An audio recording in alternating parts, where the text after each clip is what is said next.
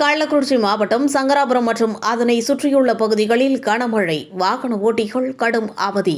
கள்ளக்குறிச்சி மாவட்டத்தில் கடந்த 2 தினங்களாக மிதமான சூழல் நிலவி வந்த நிலையில் திடீரென கள்ளக்குறிச்சி மாவட்டம் சங்கராபுரம் மற்றும் அதனை சுற்றியுள்ள தேவபாண்டலம், சிட்டாந்தாங்கல், குளத்தூர், பூட்டை, செம்ப்ராம்பட்டு உள்ளிட்ட பல்வேறு பகுதிகளில் கடந்த அரை மணி நேரத்திற்கு மேலாக திடீர் கனமழை பெய்து வருகிறது.